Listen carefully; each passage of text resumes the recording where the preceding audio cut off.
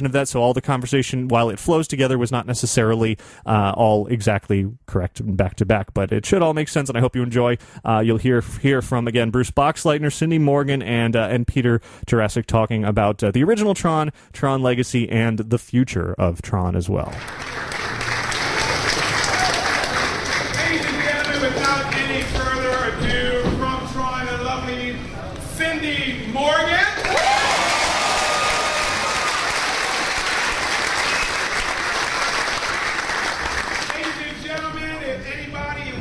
We're not born yet, but if you're a fan of Animal House, we go.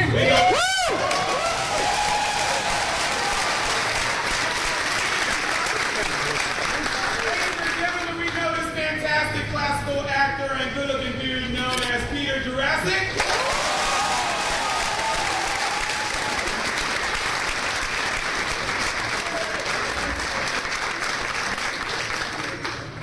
And ladies and gentlemen, we know who this guy is.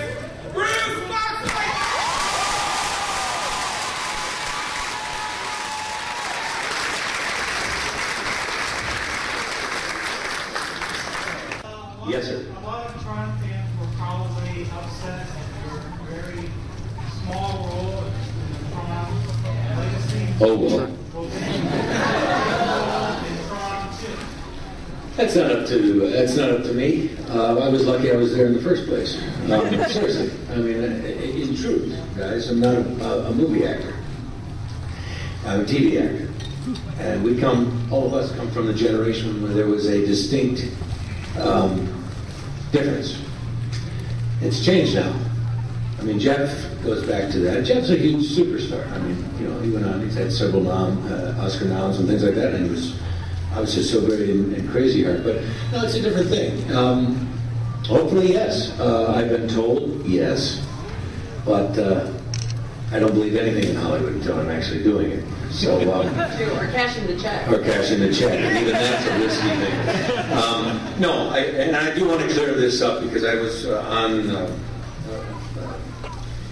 on the webs and stuff and interviews and things like this. Oh yeah, it's a done deal. It is a done deal. Whether it gets done, that's going to be up to the gods. I mean, it's in script form, working on it. Joe Kosinski's doing another film called Oblivion right now, and he is slated to do the next Tron film. Ideally, they wanted to do a trilogy. The original Tron, Tron Legacy. If you notice, Tron Legacy didn't end. And also, you don't get Cillian Murphy for free to do a cameo in the beginning of the movie. And, you know, we all know Ed Dillinger and his son, Junior. And also, you know, he came out in the arcade and said to me, "Alan, I'm taking the company back." That's not the final line in any movie. You know, that's suggesting something more. And so I think that's the intent. Now, I don't want anybody to run around. Bruce Boxleitner said that we're going to do Tron 3. Something could happen. Anything could happen. Economy, you never know. Bruce, can I make? But I do know it's planned, and Peter wants to interrupt. But that's all I'll say. That so. It's way above my pay grade to know if it's going to actually happen or not, but I was told verbally, you know, that's their intent, and I'm going to be a much bigger part of it, because he said, "Alan, we're going to bring the company down. We're going to take the company back." Plus Tron. And certainly Alan Bradley has a lot to do with it. And also Tron was turning blue as he was starting to go down. Yeah. See, you're a little smarter than you look. Anyway, I'm done here. Thank you. All I wanted to say about Bruce's role being small, you thought his role was small. How did you like Cindy and ours? That's what I call. And they were there, by the way. Right. They weren't there. Anyway, who knows? You know, but it was a delight, and I'm glad they're interested in continuing that franchise. But I think a trilogy is what they need to do. Yeah, right. I'm going to tell you, I flew in here. It's 10:35 in the morning to me. He's been up all night. I have no idea. I'll find out. The director and the producers are in Hawaii where they're shooting it, so all those auditions last week probably have to go. They have to sit and watch the thing. You know, it's as good as anybody else's, I guess. But that's the way we do it. You know, you go into a little room with one person and a camera, little camera on a tripod. And you do that, Peter? Okay, I can see the lines are being drawn. I wore my Tron crew shirt. The Tron Legacy crew shirt. One of a kind. As are you. Oh, my girl. Anyway. Next question. Go. Yes, ma'am. Don't talk to me. Talk to her. Ask me a question. A prank? Prank? We showed up to work. Prank. Come on, Steve. Speak up. We really weren't a prank. We had a lot of jokes, but we weren't a prank cast. Yeah, there weren't a lot of, We had a good time, but we weren't This prank. said there were no jokes. It was the most serious place on earth because they took us very seriously because it was the first CGI film ever made, and every suit in the studio was down on the set every day. On Tron? So watching. What show are we talking about? Jet lag. You and I did together. I remember that, yes. Big black set, big room. Just like this stuff right here. Yeah. Guys in suits from upstairs. And Peter was the accounting program. Remember Peter? I was He got de-rezzed by Right. And I had my fight to the death with Jet.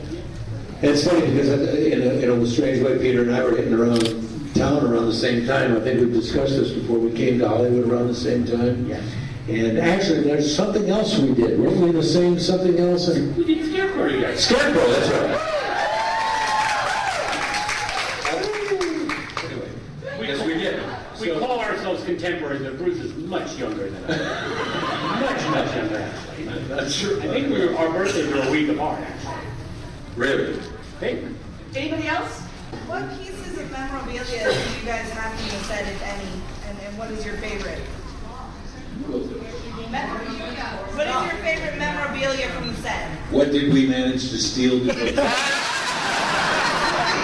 what you really meant.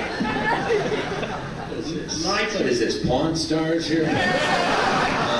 Well, some of our costumes made. There was a floating exhibit going around. Remember the what was the company that Willis and Schwarzenegger and all those guys had? Planet Hollywood had a. I remember in Beverly Hills. Had lunch there. Walked in and saw my wardrobe in a case. They all went for the costumes went for $10,000 each. They just found out. I mean, Cindy can weigh in on this because you and I did some. We took some pictures in front of the exhibit they had at D23 with our original Tron tights and helmets and all that stuff. And they told me. Remember, I said they found it like them wadded up in the back of some. Right. Well, It was like shoved in the back. Nobody had any idea they were there, and they were the ones we actually wore. And there were doubles and triples of these costumes. Yeah. So some are out on the internet, which I think is really weird. What do you do when you get home with Bruce Boxleitner's tights? That's kind of scary, isn't it? Don't ask this role right now. Do not ask. So they have ideas, right? You don't even want to go there because it's. This for all the cast members, what is the single defining scene for your character? Oh God. That's like asking parents, who their favorite kid is. It's really hard to, there's a couple, it's hard. For me, I had two films that were very different. My first film, the scene has been done by The Family Guy, the Robot Chicken has done me. The scene where Lacey Young walks past the pool, and all the guys suck in their stomach. Even The Family Guy did it. That was a pretty good. Yes. But you Be nice. And in Tron, the coolest thing was that this character got to be a human.